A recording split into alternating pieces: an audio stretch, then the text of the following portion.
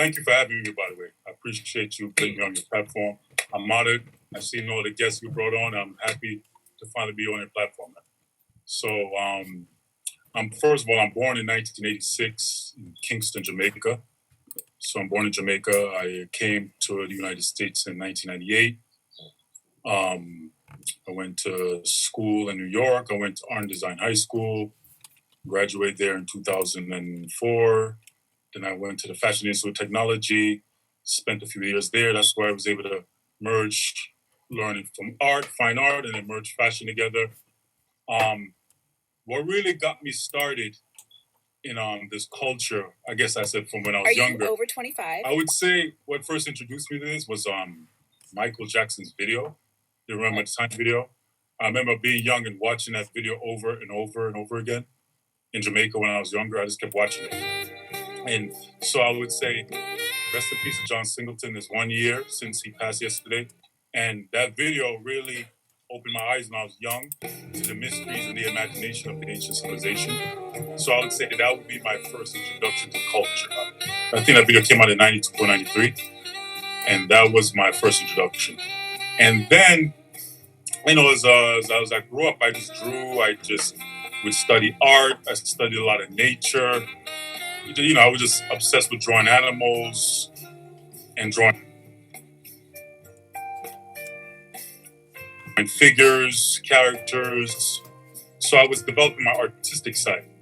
And over the years, I basically transcended from just drawing cartoon characters. Then I went to the comic book characters, storytelling. And then from storytelling, sequential art and comics, I decided I wanted to learn more fine art. So I ended up studying the fine artists, the old masters like Rembrandt, and David, and William Bouguereau, the European master, Sargent. And then after that, studying Da Vinci, studying all the old masters, studying architects. And then I started trying to go further back. So I said, let me go further back to the older artists. When you go back to Kemet now, all you see is art left. Matter of fact, when you go back to all the major civilizations, what you look is art. The language itself, they utilize artists to leave these legacies put in stone for eternity. So as an artist myself, I wanted to figure out what were these artists dealing with? Why were they obsessed with these deities, these characters? Are these characters real?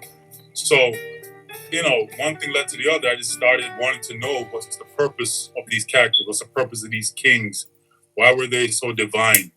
And the main key to it was trying to understand the language that these artists left behind. So trying to understand the language, the art is the language. It's what led me to really dwell deeper in studying the culture. So I would say that's my introduction. Trying to figure out the art, trying to figure out the meaning. What's the purpose of this? Why were they obsessed with leaving it in stone for eternity? They kept stressing this eternal divine word was supposed to last for eternity.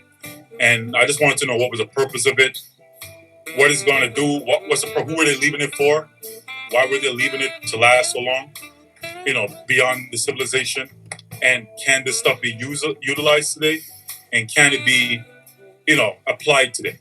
So that's what led me to where I'm at right now.